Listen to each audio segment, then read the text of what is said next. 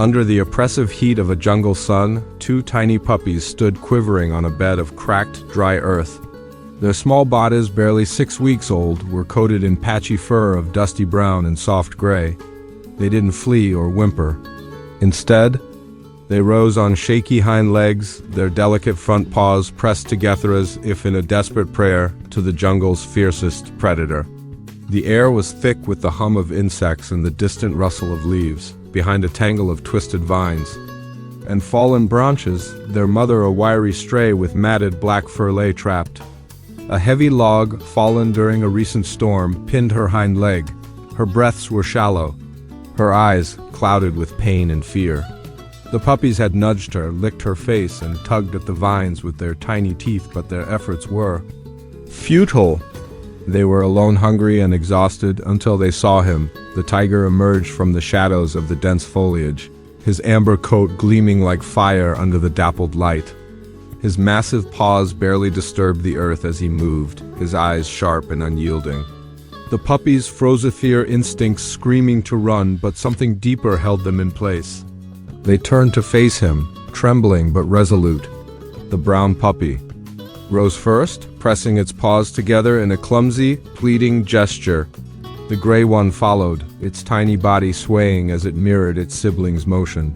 As if reaching out to a force beyond their understanding, the tiger halted, his piercing gaze fixed on the fragile pair. No growl rumbled from his throat. No flash of fangs broke the silence. Instead, he tilted his great head, his eyes narrowing as if weighing the strange sight before him. Faint whine broke through the stillness coming from the trapped mother behind the vines. The brown puppy darted a few steps toward her, then paused, looking back at the tiger.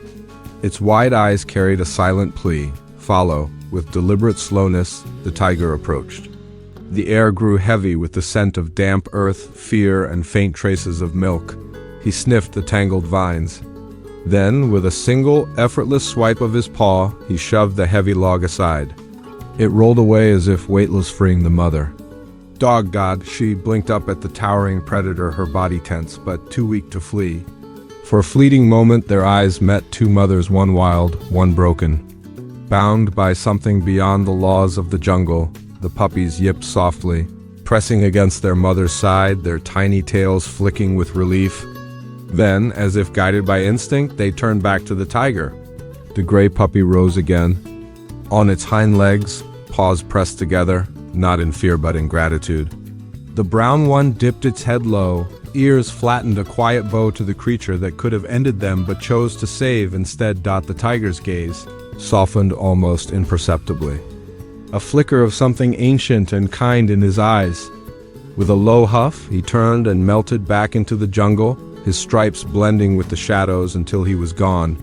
Only his paw prints remained, etched deep in the earth, alongside the faint echo of mercy. Hours later, a weary village hunter named Arjun, tracking the tiger's trail, stumbled upon the scene.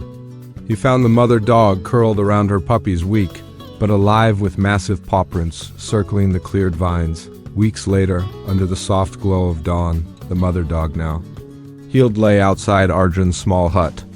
Her puppies tumbled playfully in the dirt, their coats fuller, their eyes bright.